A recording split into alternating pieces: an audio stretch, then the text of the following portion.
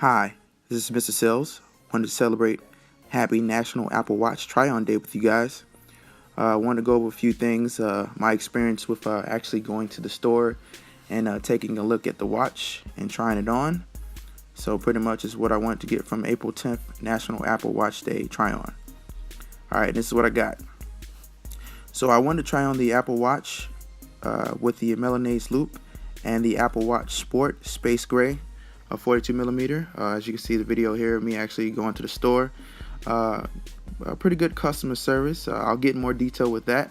So trying on the Apple Watch, I must say this is a lot different than what I was expecting. In person, the watch felt a lot smaller, or looked a lot smaller and felt a lot smaller on my wrist.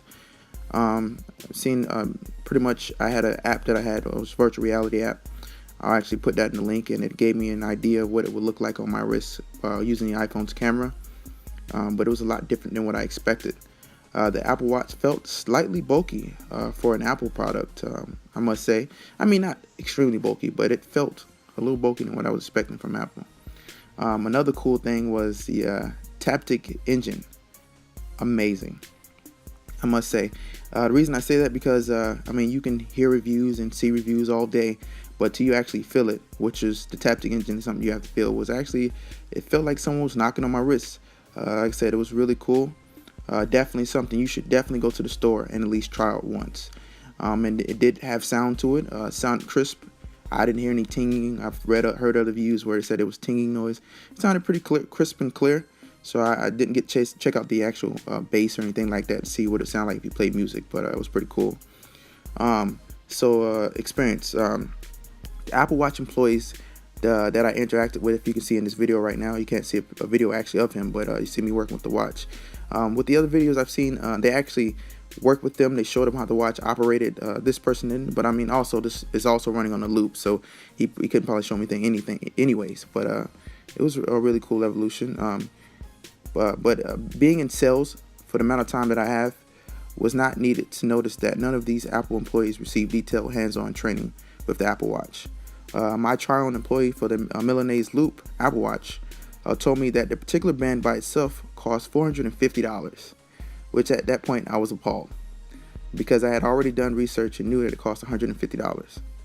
I'll pretty much say, don't go to the Apple Store expecting them to be able to answer a lot of your questions. Maybe later on, as we get closer to the release date and employees receive better training on how to not sell the watch, but be able to explain all its parts and functions without stumbling over themselves or checking the computer for prices, which happened a lot, and believe it or not. I actually started answering some of the questions in the process. My particular store had watches in a glass and then watches out to actually touch and play with, but could not be moved from the stationary area. Don't think this was a good. I don't think this was a good idea. Apple placed the drawers under the stationary watch locations, so where you could actually see and touch them and not move them, they put the drawers where the watches were being held that people were trying on there. This kind of made a shoulder bump war with the Apple employees. I was trying to check it out and they kept bumping me. Whatever, they apologized, but I think that was an issue. They should have had two separate areas because of that. But they did have a security guard kind of watching the whole time. If you can see in this video, word out to the security guard. He was pretty serious. Let's see here. So extra info. Apple employees received training for the Apple Watch at 7:30 a.m. at my particular store. That was Fashion Valley Mall here in San Diego, California. This was told to me by my employee. The guy was let me try it on. They never got to touch the Apple Watch besides setting up and allowing the customers to check them out, which is pretty crazy and weird to me because, like I said, I was in sales and you got to be able to know your product before you go and try to sell it. So it's kind of, I could definitely tell he didn't know too much what he was talking about. You can't buy the bands from the store. I asked that question. So pretty much everything's going to be done online. Let's see here. So a note that I wanted to make sure everybody here is it could have been something from the packaging, but needs to be noted. The pink band Apple Sport watch looked like to me there were scratches on the top end of the casing of the watch. Looked to me to be permanent. When I asked the Apple representatives, they said to no way that the watch could be scratches.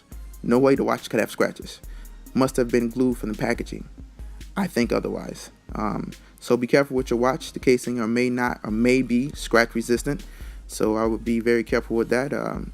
I don't see what glue could have gotten on there, but definitely had some scratches on there. All right.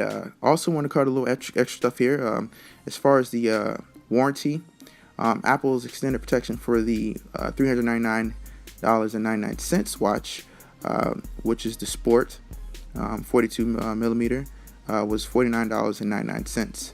And then you had to pay a $69 service fee for each occurrence, and you're going to have 2 occurrences within the 2 years.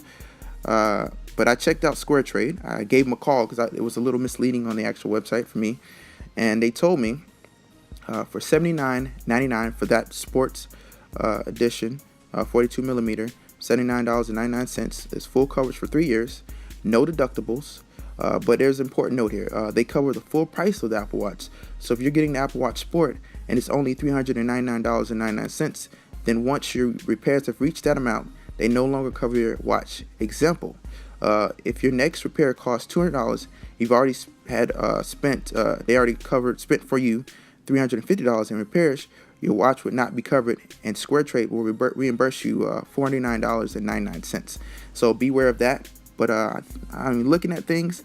SquareTrade is a good deal. I'm not advertising for them, but I'm just looking in ways to be able to insure my watch because Apple products are pretty fragile. All right, my conclusion: if you're going to get the Apple Watch, get it now. Don't wait till the 24th of April. You can only buy online. SE Productions.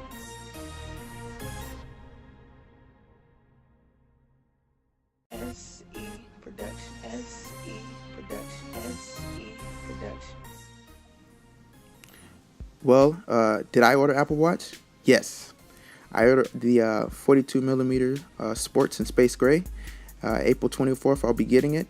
Again, I understand it's a first generation product. There will be bumps in the road and mountains to cross. I hope that all other purchasers of this product understand that. I also hope they realize that they will be a part of something bigger or just as big as the iPhone evolution. You're going to be able to go back and say, one day I had the first Apple Watch, or I owned the first iPhone, or the first iPod. If you're just looking at the Apple's sheer idea of Apple Watch, your mind should be blown. I mean, seriously, think about it. The Apple Watch would have been considered magic on your wrist on April 1st, 1976. A lot of people won't understand that statement, but this product stands on the shoulders of the very first Apple computer, the Apple I, and it stands tall. You should be willing to be a part of this evolution, proudly help carry the torch. I believe Apple bases ideas and products on customers' needs and not wants. By following the simple human idea, they've managed to sustain being the #1 company in the world. So when someone asks me or tells me I'm an Apple fanboy, I proudly say, thank you. And that'll conclude my video. This is Mr. Sales checking out. Again, I think it's a great product. I think you should definitely check it out. And if you want it, go ahead and get it. Don't think twice about it. And besides that, check out my other videos. I have a few other videos. One's about buying cars with TrueCar Value, and another my experience with pre-ordering. It actually is a note in there about different things.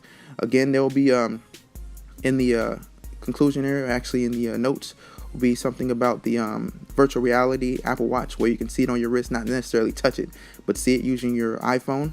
I think that's pretty cool. Some people should check it out. All right, besides that, please leave your comments and notes, your experience on actually pre-ordering and also going to the store and checking it out. Thank you, and guys have a great day.